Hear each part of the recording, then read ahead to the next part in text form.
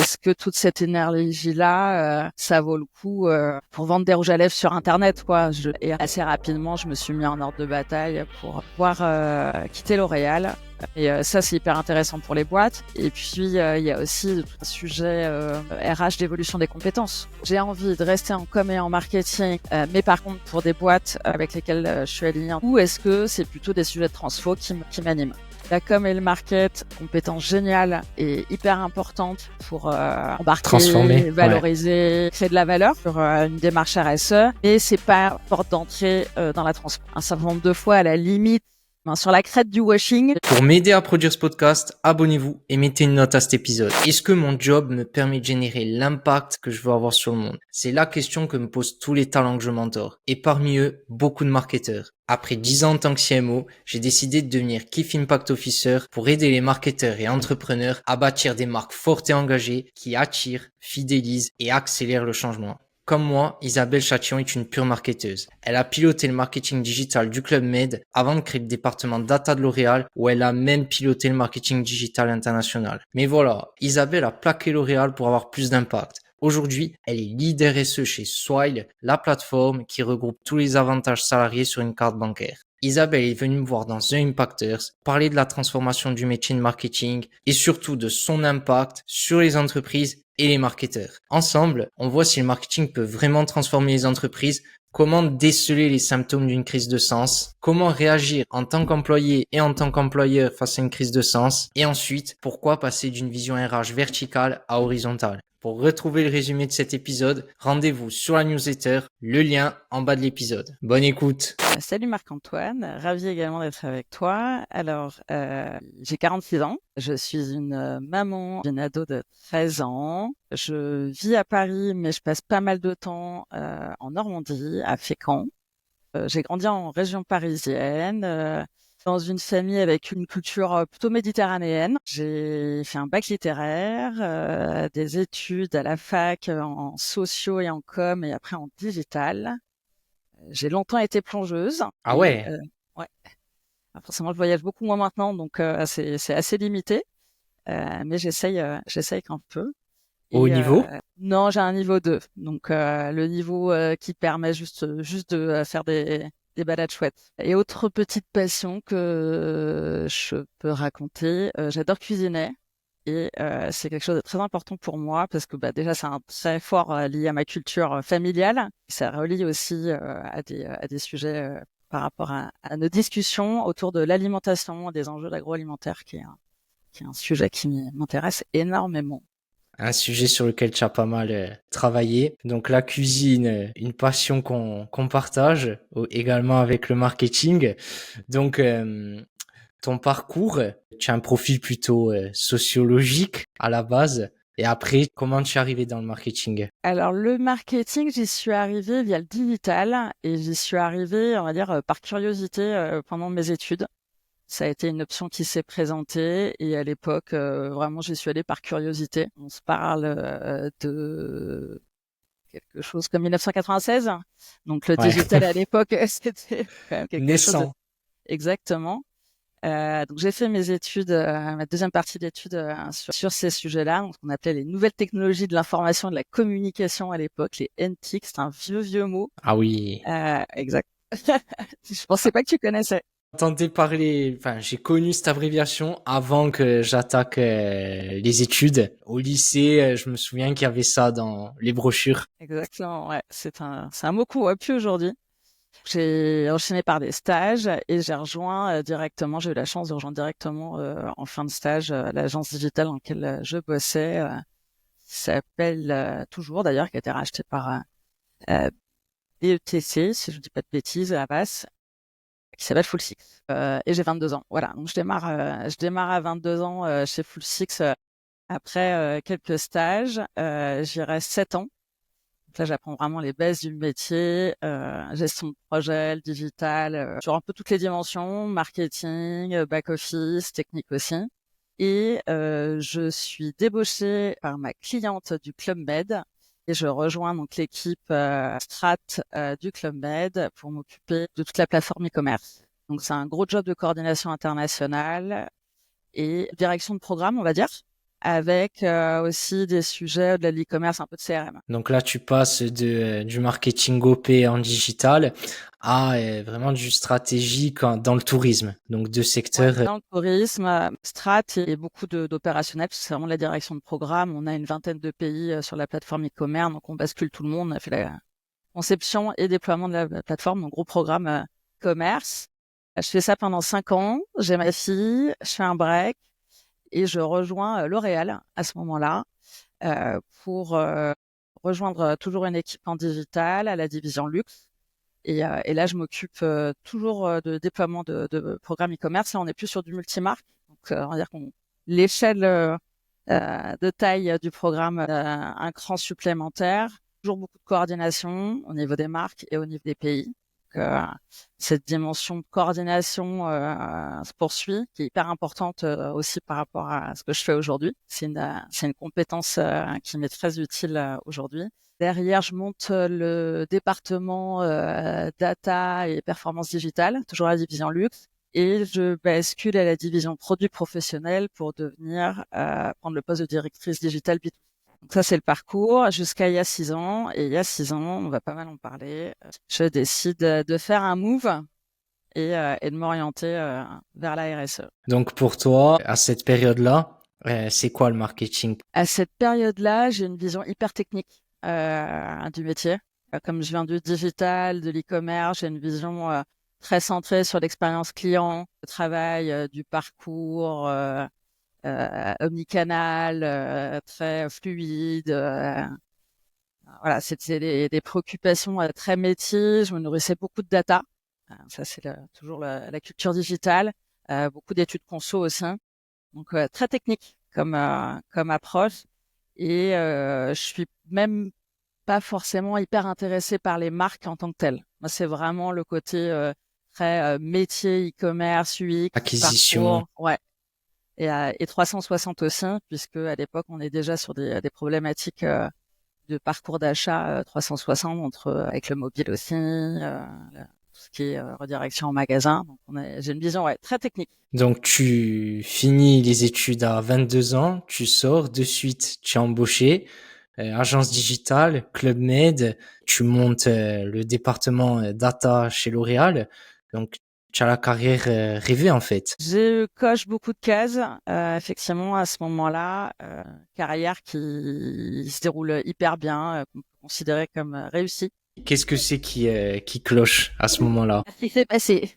À ce moment-là, ce qui cloche, un manque de sens dans une entreprise, un grand groupe, hein, donc avec toute la lourdeur et l'inertie aussi d'un grand groupe, même si pour un groupe de ce taille-là, L'Oréal est quand même connu pour une boîte d'être plutôt agile. Mm. Je trouve que c'est lourd. Du coup, ça fait encore plus transparaître, mettre en avant le manque de sens et je m'interroge vachement sur le niveau d'énergie que je mets pour l'utilité que j'apporte. Et Ouais. c'est vrai qu'à un moment, je me dis, est-ce que toute cette énergie-là, ça vaut le coup C'est pas du tout pour un jugement, mais comme un jugement, mais je me dis pour vendre des rouges à lèvres sur Internet, quoi. Je schématise à la hache, mais à un moment, je me dis, et ça fait remonter des questionnements sur le sens. J'ai 40 ans aussi à ce Ouais. moment-là, donc certainement des questionnements sur, je suis à la moitié de ma carrière, qu'est-ce que je fais de la suite Et le catalyseur, on va dire, pas le déclencheur, parce que c'est un processus assez long, mais le catalyseur de tout ça, c'est un coaching que je fais un peu par hasard. Boss de l'époque chez L'Oréal a l'opportunité de me proposer ça. On y va sur des problématiques très pro. Et à un moment, ma coach me propose un exercice plus personnel qui s'appelle l'arbre de vie. En Des gros, ça liens, consiste, tu pourras ça, mettre des liens. En gros, ça consiste à un peu retracer ta vie, mais en le faisant en décrivant en fait ce qui te nourrit, d'où tu viens, comment tu fonctionnes, et à la fin tes rêves et tes ambitions. Et en fait, je me rends compte que j'ai pas vraiment de rêve. Et c'est un ouais. énorme choc parce que je me rends compte que toute ma carrière, même mes études, mes choix d'études, ça s'est hyper bien déroulé, mais c'était toujours entre guillemets par opportunisme. Ça m'intéressait, je voyais de la lumière, j'y allais, quoi. Et j'ai un peu toujours drivé ma carrière comme ça, sans avoir des plans très précis en tête, plus par intérêt et par rencontre. En fait, quand je me dis, mais en fait, quand je m'interroge sur ce qui, moi, me meut vraiment, je me rends compte que aujourd'hui, c'est plus, à cette époque-là, c'est plus le côté très métier du digital, et ça me secoue énormément. Et je me dis, en fait, voilà, d'abord tu poses tes ambitions, tu as les moyens d'eux, et puis après tu déroules le plan. Mais je le faisais pas comme ça, et c'est là que Ouais. voilà, Tu étais ça en me secoue. réaction un petit peu. Exactement. Et ça me secoue énormément au point où je ressors de la séance physiquement avec la tête un peu qui tourne. Ça m'a vraiment Ah ouais, révélation. beaucoup, ouais, ça m'a beaucoup secoué. Et c'est là que ça s'est très vite embrayé. J'ai toujours séparé un peu mes convictions personnelles, mes valeurs, ma façon de vivre et mon boulot. Et en fait, c'est là où le désalignement me saute au visage et je comprends en fait pourquoi cette séance de coaching a eu tant d'écho chez moi. Et je décide d'aligner. Je sais pas trop comment m'y prendre. Donc, je commence par échanger avec des proches qui travaillent Ouais. sur les sujets, on va dire, au sens large de la RSE et de l'écologie.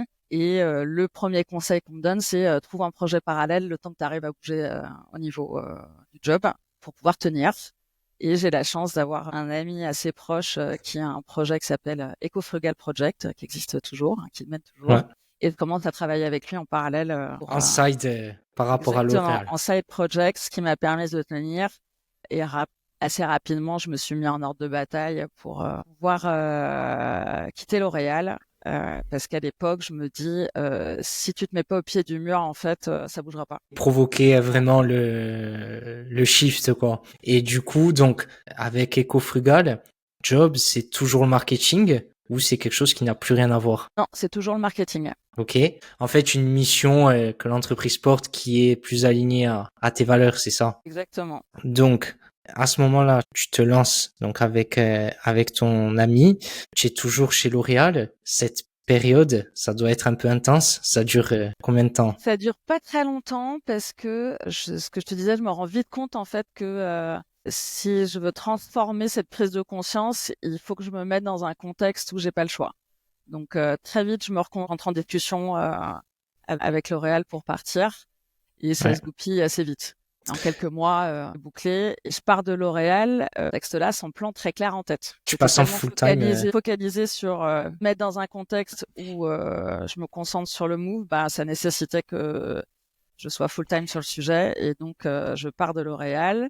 Et une fois que je suis partie, je me dis, OK, comment je m'y prends?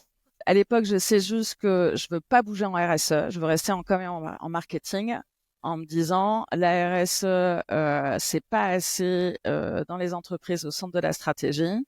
En revanche, la com et le marketing, ça a du poids. Donc, si on arrive à faire Ouais. bouger les lignes en rentrant par cette porte-là, on devrait arriver à faire des choses. Ça, je suis claire là-dessus. Et l'autre point sur lequel je suis claire, c'est qu'il faut que je me forme parce que j'ai une énorme trouille, j'ai pas mal de lectures, je m'auto-forme pas mal, mais je me rends compte aussi, notamment côté environnement, que les sujets sont complexes Ouais. et j'ai une grosse trouille de faire du washing malgré moi. Donc, je savais que de toute façon, la case formation, elle était obligatoire. C'est les deux seuls éléments que j'ai en tête. Je trouve ma formation. J'ai suivi une masterclass chez Central Supélec. C'était 50 heures étalées sur 10 mois. Donc vraiment sur de la structuration RSE pour des La entreprises. pure RSE, toutes les bases théoriques, tous les grands enjeux, des témoignages de directeurs et directrices RSE, des revues d'actualité, des études de cas, donc vraiment en pure RSE pour le coup. Ok. Et donc tu te formes les étapes d'après. Alors, cette période-là, elle est assez particulière parce que d'un côté, je me forme en RSE, je me plonge, en plus comme j'ai le temps, je lis énormément de choses en Ouais. RSE et en même temps, bah, j'ai toujours un CV de marketeuse, quoi. Ça Donc, colle pas. ça colle pas hyper bien et je commence à réfléchir au pont que je peux faire entre les deux, sachant que je sors de L'Oréal, que mon job chez L'Oréal, c'était de gérer des gros plateformes e-commerce, des grosses plateformes éditoriales et de faire des guidelines au pays et au max sur les investissements, etc. Forcément, je me dis, je viens de sortir d'un job où le modèle est de mettre énormément d'argent en marketing. Les boîtes qui sont soucieuses des enjeux environnementaux et socio-économiques, pas autant d'argent. En marketing, c'est pas des Ouais. modèles de ces boîtes-là.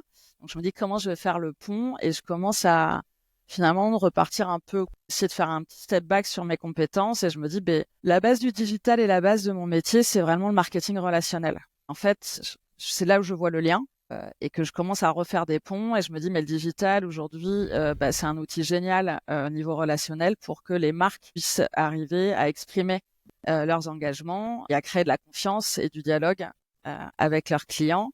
Donc c'est là que je commence à faire le lien. Je me dis bon, il y a peut-être une carte à jouer à ce niveau-là. Et comme pour réfléchir, j'écris.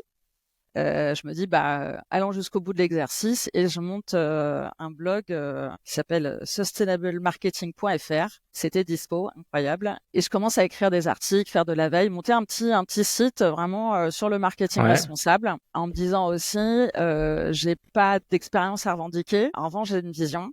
Et je vais la détailler et ça va me servir comme flagship pour aller chercher le job que je veux. Donc, tu construis toute ta preuve sociale là-dessus. Exactement. Et donc, à cette époque-là, on est en quelle année? On est en 2018-19. Et le nom de domaine Sustainable Marketing était dispo. C'est dingue. Et ça, c'est une période qui dure combien de temps? Sur 1 an et demi.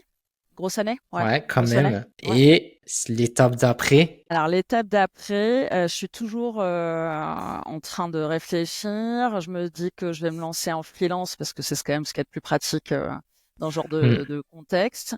Je construis mon offre. Donc, voilà, je me fais une jolie presse. Et là, je me rends compte que déjà, exercice pas simple. Et à ce moment-là, j'écoute par hasard un podcast qui s'appelle Radio Circulab. Et c'était un podcast qui s'appelait, je crois, Bienvenue dans l'économie circulaire, quelque chose comme ça.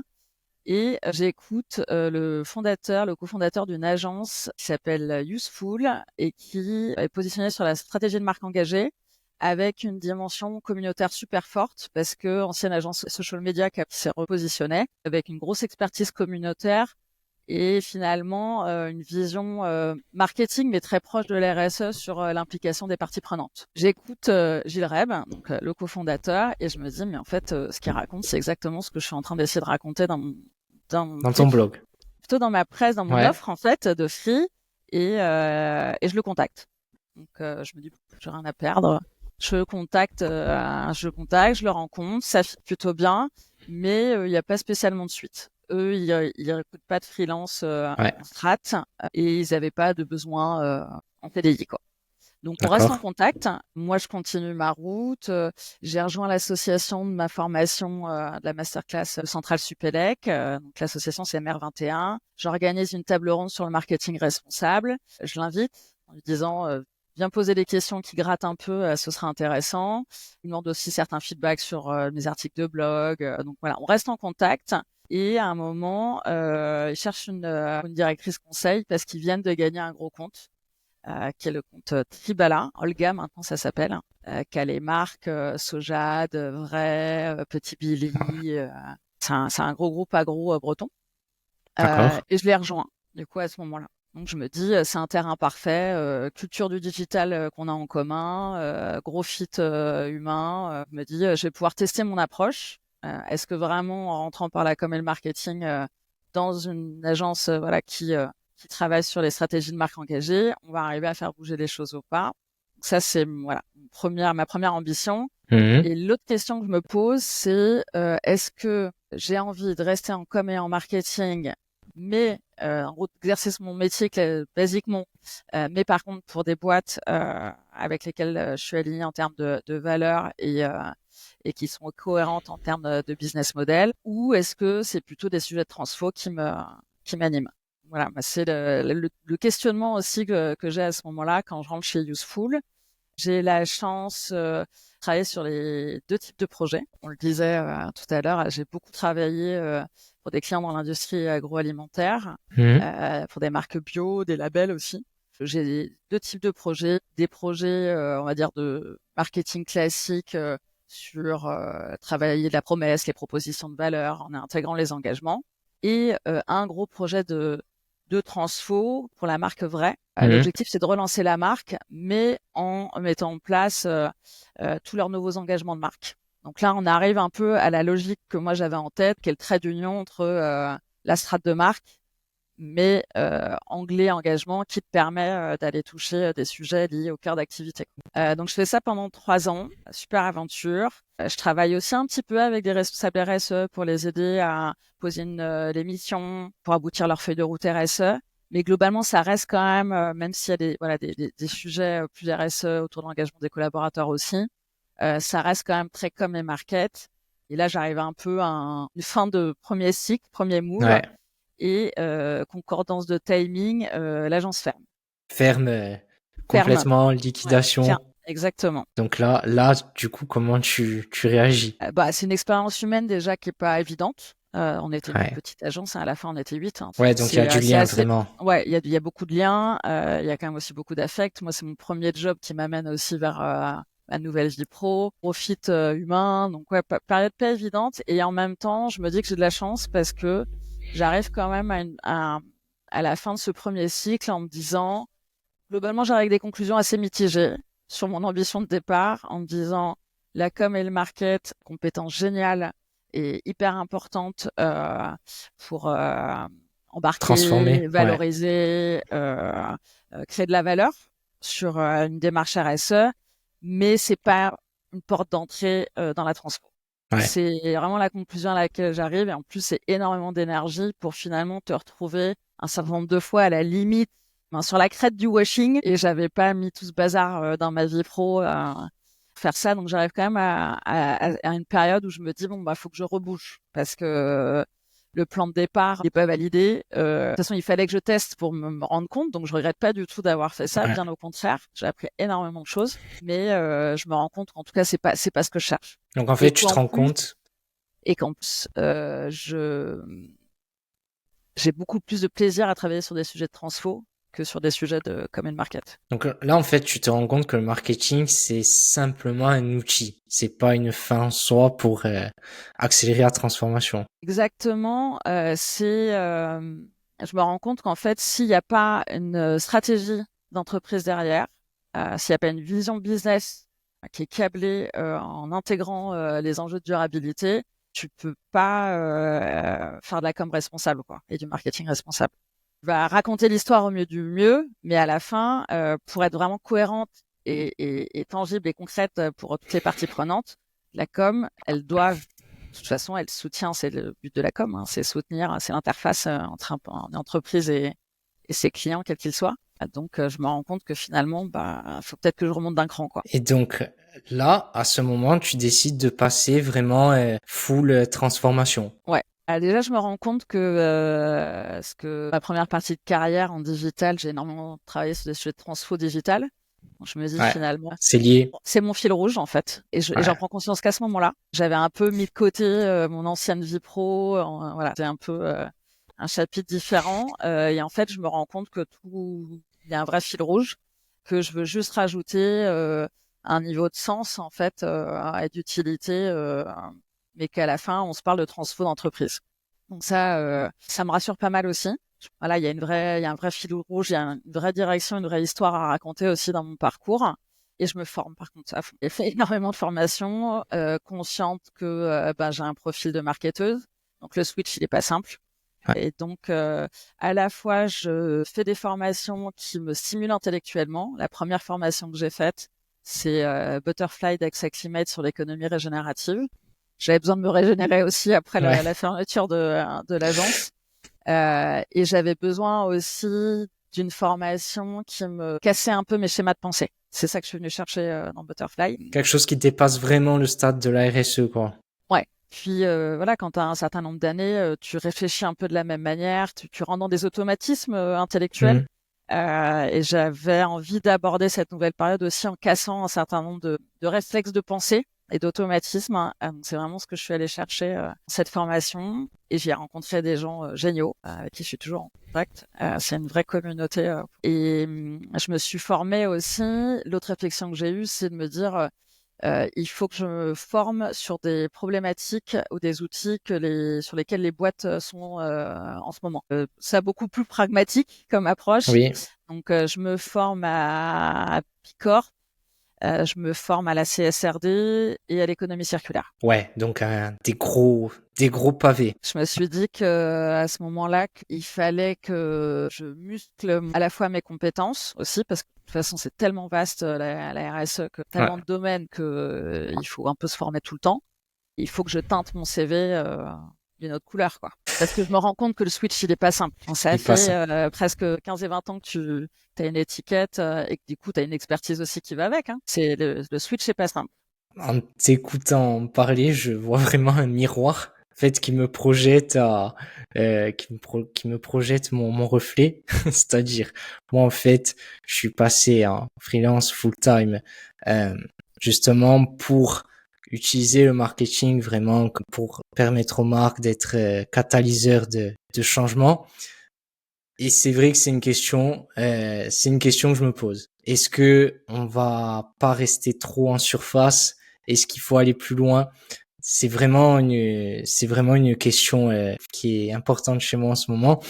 Une question tellement importante que depuis, j'ai creusé et j'ai avancé. Et je suis fier de vous annoncer que j'accompagne ma première entreprise dans son processus de certification B Corp. Si tu connais pas, B Corp, c'est un outil gratuit pour évaluer l'impact d'une entreprise. 200 000 entreprises l'utilisent dans le monde. Je vous en parle dans un autre épisode. Je vous mets le lien en dessous. On y retourne. Du Je coup, comprends. Après, c'est une question personnelle. Hein. c'est ça. Moi, je suis pas du tout en train de dire que les gens qui sont engagés, qui ont envie de faire bouger les choses, ils doivent partir du marketing. Il faut au contraire qu'il y en ait plein qui y restent. C'est une question d'alignement personnel en fait. Hein. Donc, là, du coup, à cette période-là, tu te formes. Enfin, tu as vraiment tu es armé pour être vraiment head of impact avec tout ça. Tu te relances en freelance, tu deviens un salarié. Qu'est-ce que tu fais? Je me relance je prends la même approche. Ouais. Je fais les deux. Je me lance en freelance et je cherche un job à côté. J'enchaîne pas mal de missions en marketing responsable, limite de la RSE, en free. Assez logiquement, hein, on te vient de chercher pour ce que tu sais faire, pas pour ce que tu veux faire. Oui. Mais elle me dit que vu que je sais que le switch il va pas être simple, j'ai besoin de temps. Donc en fait, je m'achète du temps. Je gagne de l'argent, mais je m'achète du temps en fait. Tu, C'est vraiment cette logique-là en me disant, voilà, je me sécurise financièrement pour avoir le plus de temps possible pour trouver la bonne boîte, le bon job et continuer à réfléchir aussi. Je fais énormément de conf aussi à cette période-là et d'échanges réseau. Énormément, énormément, énormément. J'ai aussi la même approche que la fois d'avant dans le sens où je me relance sur LinkedIn. De toute façon, je lis tellement de choses, j'écoute tellement de confs que c'est pas très compliqué et comme j'aime écrire, c'est pas très compliqué de publier une fois par semaine un contenu un peu dense. Et vraiment, ouais, et je fais beaucoup de réseaux. Bon, la période économique étant particulière, essayer de comprendre un petit peu dans quel sens vont les choses. L'arrivée de la CSRD bouscule aussi pas mal les recrutements RSE. À la fois pour me faire des contacts, bien évidemment, pour Mhm. essayer de rencontrer des gens dans des boîtes qui m'intéressent, mais vraiment aussi pour arriver à comprendre comment le secteur de la RSE est en train de bouger. Et puis pour avoir aussi des feedbacks, tu vois, sur des parcours qui ressemblent aux miens, ou des avis, des gens que je connais très bien aussi, qui connaissent les sujets et qui me donnent un avis très franc aussi sur ce que je veux faire, quels sont mes atouts et quelle est la meilleure manière de raconter tout ça. Et en parallèle, je fais un coaching aussi. Mais vraiment, j'investis. Ces périodes, j'investis sur moi. Je me dis de toute façon, voilà, deuxième étape du move, c'est le moment où jamais je me forme, je me fais coacher. Et ce second move, tu le vis bien? C'est une période compliquée. C'est une période compliquée parce que déjà sortir d'une liquidation, c'est pas anodin. Donc, il y a quand même un petit temps voilà, d'atterrissage. C'est un moment où si je me relance dans un deuxième move, deuxième recherche de job, et je sais que c'est pas simple et que ça demande beaucoup d'énergie parce que je l'ai vécu 4 ans avant. Je sais que ça va être une période qui va chahuter un peu. L'avantage que j'ai, c'est que par contre, je sais déjà comment m'y prendre puisque je l'ai fait une première fois. Et je passe par des moments, voilà, c'est un peu montagne russe, une gestion de l'état d'esprit, de l'énergie qui est pas évidente. Je suis passée par des gros moments de doute parce que quand tu vois que les choses n'avancent pas assez vite, n'étant pas déjà très patiente à la base, forcément tu t'interroges sur Est-ce que c'était une est-ce bonne que je idée? fantasme pas? Et c'est ça. Est-ce que vraiment ce switch il est réaliste? Est-ce que je mets pas la barre trop haut? Je fais des candidatures, mais pas, j'ai pas des tonnes d'entretiens. Surtout que à partir de début d'année dernière, je me dis qu'il faut vraiment que je me frotte au marché. J'arrête l'émission et je fais que de la recherche de job. Et là, peu d'entretiens. Pas mal de gens dans mon réseau qui me disent, t'as un profil conseil, reste en conseil, c'est plus facile pour toi. Mais moi, en plus, non seulement je veux basculer en RSE, mais je veux plus faire de conseil Ouais. parce que je veux vraiment mettre au cœur de la transfo et même si j'adore le conseil intellectuellement, moi, j'ai besoin d'être ancré dans un projet d'entreprise. Donc ouais, c'était un peu le triple loot piqué là, donc pas mal de moments de doute. Je m'interroge aussi, et c'est des vraies questions, hein, parce que même si t'aimes pas les réponses que les gens te donnent, c'est aussi de la matière à réfléchir. Ben, tu peux pas, quand c'est plusieurs qui te font les mêmes feedbacks, à un moment tu peux pas écarter indéfiniment le truc en disant mais non, moi j'ai mon projet, je sais ce que je veux. Il faut aussi écouter. Puis il faut aussi à un moment se dire que faut pas projeter quelque chose de trop précis, à réfléchir à vraiment ce qui t'anime et ce que tu recherches, ce dont tu as besoin pour laisser les opportunités ouvertes, quoi. C'est pas forcément simple, hein. Puis il y a pas mal de gens qui me disaient reste en com et en market, rentre dans une boîte qui est assez engagée, tu feras ton chemin. Et je me disais ça veut dire encore voilà encore. C'est ça. Du coup, à ce moment-là, c'est un moment qui dure combien? Cette phase de questionnement. Ben, entre la fermeture de Useful et le job que j'ai aujourd'hui, il y a de nouveau 1 an et demi. Ouais. Donc c'est pas simple. En fait, c'est 1 an et demi en fait dans lequel tu dois accepter de pas avoir de plan clair. Ouais, ça demande pas mal de lâcher prise. À la fois, ça demande aussi, ouais, ce que je disais, de la lucidité, parce que c'est facile de tomber dans un espèce de vision tunnel, une vision tunnel quand t'es impliqué dans un changement de carrière pro comme ça. C'est pas anodin. Puis c'est des changements de carrière qui touchent au personnel. Si j'ai voulu faire ce move-là, c'est aussi parce que j'avais besoin de plus de sens, j'avais besoin de me sentir plus aligné, plus utile. Donc forcément, ça vient à toucher à des choses qui sont tes moteurs. C'est pas rien. Après, moi, vraiment, cette période-là, elle a été aussi hyper positive dans le sens où je me suis vraiment construit un réseau de personnes bienveillantes, inspirantes, qui à la fois me faisaient des feedbacks constructifs et pas bisounours, à la fois me soutenaient quand j'avais des baisses d'énergie. Je me permets d'interrompre cet épisode pour vous présenter la mission d'RS Podcast. Je suis Marc-Antoine Bouteillor, ex-CMO et Impact Manager. Ma mission est de chasser les meilleures opportunités d'impact pour les PME ambitieuses. Un jeudi sur deux, je reçois ici les experts et talents cachés de l'impact. Le but, vous partager des stratégies à copier-coller pour transformer votre business. On y retourne. Un réseau qui te Ça a ressemble été, plus aussi peut-être. ouais. Ouais, la chance que j'ai eue, c'est que vu que j'ai fait beaucoup de formations, bah, c'est là aussi que tu rencontres des gens qui sont avec les mêmes centres d'intérêt que toi, souvent dans des situations aussi similaires. Plein de gens qui sont Ouais. en transition de carrière, donc qui se forment. Donc c'est un réseau aussi de solidarité, de soutien qui est hyper important. Il faut aller chercher l'énergie. Il faut vraiment se questionner sur où est-ce qu'on remplit sa besace d'énergie pour Ouais. continuer et durer dans le temps. Et parce que c'est vite fait de se laisser emporter encore et de retomber dans un système un petit peu réactionnaire où tu vas marcher à l'opportunité, comme Ouais. tu disais au Après, il début. faut aussi affiner son projet, mais il faut aussi se dire qu'il n'y a pas qu'un chemin pour y arriver. Ouais, faut accepter ça aussi. Le côté opportuniste aussi, il est hyper important parce que tu vas aussi déclencher des choses par fit humain, par rencontre. Voilà, faut pas trop s'enfermer dans une idée précise et c'est pas évident parce que quand on a un projet qui nous tient à cœur, on a tendance un peu à s'enfermer dans une certaine image et se projeter. Oui, et du coup, tu n'attires pas toutes les opportunités qui pourraient venir. Et donc, au bout de ces 1 an et demi, tu rentres à temps plein chez Swile. Ouais. C'est un rencontre réseau pro entre le pro et le perso.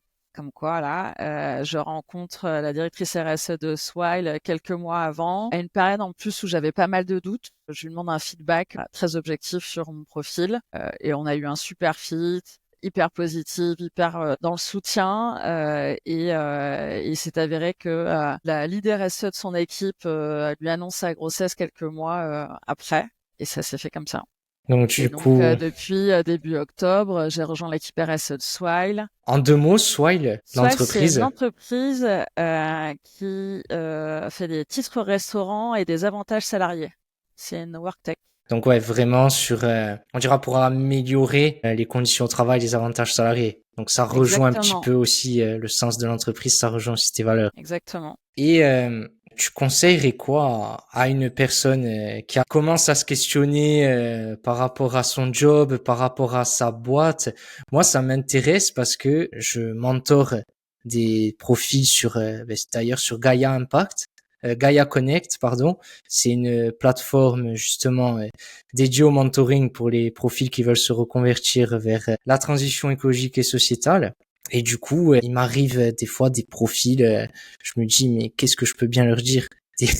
Des, la dernière fois, il m'arrivait quelqu'un qui était à la Commission européenne, enfin, le gars, je me dis, mais qu'est-ce que je vais bien pouvoir lui dire? Et du coup, tu vois que ça touche, en fait, tous les corps de métier. Toi, quand on détecte les symptômes, et ça serait quoi un petit peu ton Conseil, conseil? c'est une question qui est difficile parce que c'est tellement personnel et puis après ça dépend aussi un peu de quand tu es en crise de sens comme ça dépend des raisons de cette crise et puis du degré de la crise aussi, où t'en es dans le processus. Moi, ce que je trouve hyper important, c'est vraiment de prendre le temps pour se poser les bonnes questions. Quand on est en manque de sens comme ça, faut quand même arriver à mettre le doigt sur ce qui pose problème. Est-ce que c'est vraiment ton métier qui te semble désaligné? Est-ce que c'est l'activité de ta boîte? Est-ce que c'est la culture de ta boîte? Est-ce que c'est ta vie perso aussi? Parce que Ouais, on peut vouloir ça y joue. combler aussi un manque de sens dans la vie perso par du pro. Ouais. Je pense que c'est hyper important d'arriver à mettre le doigt sur le ou les nœuds du problème, sans quoi, un diagnostic pour arriver à poser C'est ça. une solution. Après, peut-être Et se faire aider par un coach, peut-être, c'est la ça, meilleure ouais, ça solution. peut être ça. Le conseil qu'on m'a donné au début, qui était prends un side project le temps que tu changes de job, finalement, ça aurait pu arriver. Moi, j'aurais pu arriver à la conclusion que mon équilibre, il était là. J'ai peut-être pas envie de changer de boulot pour X ou Y raison, mais en revanche, voilà, je pouvais très bien aussi se dire que son besoin de sens, on l'a assouvi à des assos, s'impliquer dans la vie citoyenne de son quartier. Il y a plein de façons d'aller chercher du sens, pas forcément en changeant de job. Ça peut, effectivement. Après, je pense qu'il faut aussi prendre le temps de se documenter, de s'auto-former un peu pour comprendre un petit peu si ce qui nous touche. Il y a des gens qui vont être beaucoup plus sensibles à des problématiques, à des enjeux environnementaux, d'autres sociaux. Faut aussi arriver un peu à bien comprendre pourquoi on est touché et pourquoi on a ce besoin-là, je pense. Tout au début, j'ai rencontré pas mal de gens pour échanger en disant, voilà, je ressens ça, j'ai cette idée-là en tête, j'ai ce projet-là, mais c'est pas encore très clair. Qu'est-ce que t'en penses? Des gens qui ont aussi initié ces switches, soit qui les ont menés, soit qui sont en cours. C'est intéressant aussi d'échanger pour apprendre des réflexions du parcours des autres. Ça amène quand même pas mal d'eau au moulin de la réflexion. Et puis on n'est pas obligé de quitter sa boîte aussi. Si on est à l'aise dans sa boîte, Mm. on peut aussi capitaliser dessus. Moi, j'ai fait le choix typiquement de partir de L'Oréal et de me mettre au pied du mur. Mais clairement, si j'avais quelque part essayé de capitaliser sur L'Oréal pour monter en RSE, ça aurait été quand même beaucoup plus facile. On va se mentir. Ouais, clairement. Donc c'est aussi ça peut être une piste. Puis après, au-delà de son métier même, il y a dans plus en plus de boîtes, il y a quand même des collectifs de salariés engagés qui se montent. Il y a une asso qui s'appelle Les Collectifs qui justement réunit tous ces collectifs de salariés. Sur du mécénat, auprès d'associations, tout ça. Oui, ou même un peu comme j'allais dire des contre-pouvoirs, c'est pas l'idée, mais en tout cas Mm. des instances internes. Ils se réunissent pour échanger sur comment ils ont envie de voir bouger leur boîte à l'avenir Ouais. sur les enjeux de durabilité et d'échanger avec la direction, etc. Il y a de plus en plus, de toute façon, tu as de plus en plus de boîtes qui les orchestrent, ces collectifs, Ouais. parce qu'elles en ont besoin pour avancer dans leur démarche RSE. Dans d'autres boîtes, c'est des initiatives de salariés. Tu as une plateforme ça m'y fait penser, qui a créé justement un software là-dessus, sur la création de squads en interne. Donc là, c'est vraiment sur la RSE, mais où tu as un collectif en interne, tu crées un défi avec une ambition. Par exemple, cette année, on veut faire voilà, un objectif chiffré, et du coup, ça te permet de demander un budget à ta boîte, etc. Donc ça, c'est vrai, ça peut être des solutions. Après, il faut parce qu'aujourd'hui, il y a une crise de sens qui ne fait que grandir. ces dernières années au travail. Dans le dernier épisode, j'étais avec Vincent Baude. C'est le gars qui a lancé le projet 4121, qui est spécialiste de la santé au travail. Il est chercheur à Aix-Marseille, donc assez calé sur le sujet. Et il nous disait, on mettra le lien en description de l'épisode, me citait une étude en fait qui montrait que depuis les 15 dernières années, les 20 dernières années, le sens au travail avait fait comme ça. Donc, si on veut fidéliser les talents aussi, il faut qu'il y ait une écoute, prendre en compte les aspirations de chacun pour les faire rester dans l'entreprise peut-être. C'est clair que les entreprises, elles peuvent plus s'épargner la question de comment elles se positionnent par rapport à ce sujet-là. J'induis pas forcément la réponse, mais en tout cas, elles ne peuvent pas ne pas se poser la question. Aujourd'hui, effectivement, c'est une attente qui est de plus en plus exprimée. Je pense parmi certaines populations de salariés quand même, plutôt cadres. Et les boîtes, elles doivent intégrer en fait cette problématique dans leur stratégie RH. C'est incontournable. Après, la manière dont elles veulent y répondre, ça dépend de leur stratégie globale. Si elles sont engagées dans une démarche RSE volontariste, ça a quand même aussi beaucoup d'avantages d'avoir des salariés qui sont en recherche de cette quête de sens. Parce que ça veut dire que tu peux t'appuyer, c'est exactement ce dont on parlait sur les collectifs de salariés engagés, hein. C'est des ambassadeurs, des référents RSE dans les différents métiers.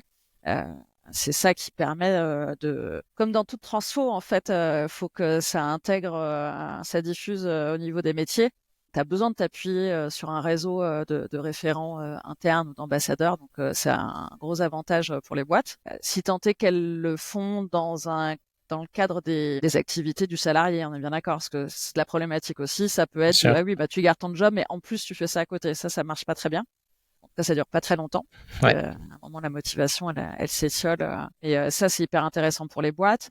Et puis, il y a aussi, de toute façon, un sujet RH d'évolution des compétences. Aujourd'hui, on le voit déjà, mais ça va s'accentuer. Dans tous les métiers, on va devoir intégrer des compétences nouvelles liées au dérèglement climatique, à la perte de biodive, etc. Par exemple, un métier des acheteurs, ils doivent acquérir un certain nombre de compétences, de connaissances sur la RSE.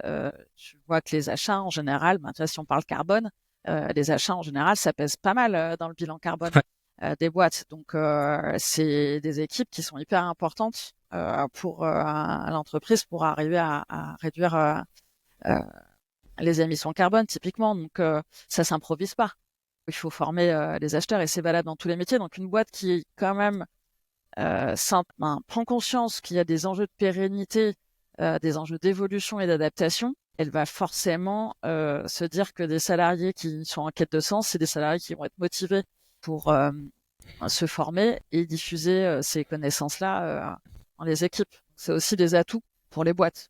Je suis toujours surprise, alors c'est peut-être parce que je viens pas de cet écosystème-là, mais je suis toujours très surprise qu'on entende si peu les RH sur les sujets de transformation durable des boîtes, parce que pour moi, c'est un sujet éminemment, pas que bien sûr, mais la dimension RH est très très forte, ces problématiques de transfo, et je les entends pas si souvent que ça.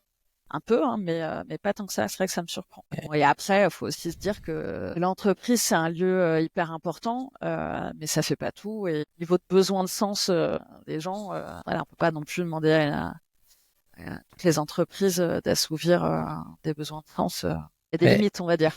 Oui, bien sûr, l'entreprise ne peut pas répondre à tout. C'est ça que c'est important de se questionner sur aussi, tu vois, c'est comment ton champ perso répond à ton besoin et de réfléchir à l'équilibre entre les deux. Et après, tu parlais des RH.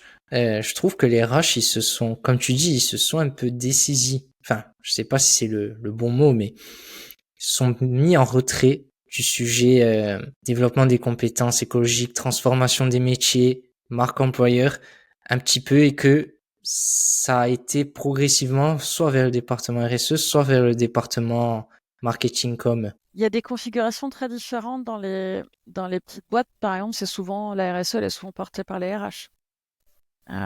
Ça dépend. C'est quand même pas mal des configurations, des cultures de boîtes. Et ouais, dans les cercles RH, les problématiques autour de la RSE, de la transformation des métiers, je trouve que ça commence un peu à bouger. Mais finalement, tu te dis que les collaborateurs, c'est la partie prenante presque la plus importante d'une boîte en RSE. Et c'est pas forcément là où le poids du corps a souvent été mis pour embarquer dans des démarches RSE. Ça commence un peu à changer. Puis il y a aussi pas mal d'autres acteurs. Audencia cette année qui avait sorti un rapport hyper intéressant sur les attentes des collaborateurs. Tu as les nouveaux géants qui ont fait une énorme étude avec des fiches par métier. J'ai pas eu le temps de tout regarder. C'était il y a quelques mois.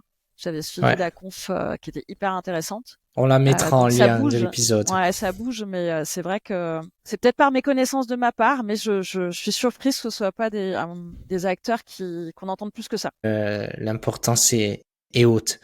En fait, donc il y a vraiment, si en fait l'avenir de quelqu'un qui est en situation un petit peu qui détecte les symptômes d'une transformation arrivée, si il se voit dans l'entreprise, les deux conditions, c'est peut-être l'écoute en fait, l'écoute, un plan de formation, et aussi pour la marque de définir vraiment sa raison d'être, de travailler vraiment là-dessus peut-être. Ah bah c'est sûr que quand tu as une vraie raison d'être, une vraie mission qui est bien construite et bien co-construite, et du coup qui parle aux gens, parce qu'il y a beaucoup de missions de raison d'être qui sont très abstraites pour certains métiers dans les boîtes. Normalement, c'est censé être ton étoile du Nord, donc c'est un filtre pour les décisions du quotidien qui sont censées quand même t'aider à mettre en cohérence le projet d'entreprise au-delà de l'économique. C'est ça. Et pour finir, Isabelle, si tu devais donner un podcast ou un livre pour aider nos auditeurs là-dessus. J'écoute pas énormément de podcasts sur des switches de parcours. Par contre, j'ai réfléchi et j'écoute pas mal de podcasts d'interviews de DG sur la manière dont ils mènent leur transfo au niveau de leur activité, de leurs équipes. Et j'ai pensé à 2 podcasts qui se font quand même un lien, un écho avec le sujet du switch de carrière. Le premier, c'est un podcast qui s'appelle Canary Call de Perrine Grua, interviewé Mehdi Berrada, qui est le DG d'Agronutrist, le cofondateur d'Agronutrist, qui est une start-up qui développe et transforme des insectes en protéines. Et j'avais beaucoup aimé ce podcast parce que il prenait le sujet du changement dans l'entreprise par son changement personnel en tant que leader. Donc c'était hyper intéressant d'avoir toute sa réflexion sur comment changer l'organisation et les modes de fonctionnement d'une boîte, mais en t'interrogeant aussi clairement en tant que leader sur ce que tu vas chercher, ce que tu y mets. J'avais particulièrement aimé, je l'ai écouté, je l'ai vu aussi dans une conférence, il est vraiment très singulier. Et l'autre podcast, c'est le podcast qui s'appelle Feuille de route, qui a été créé par Romain Roy il y a une petite année. Et il avait reçu le DG de Maped, qui est une boîte française qui fait entre autres des fournitures scolaires.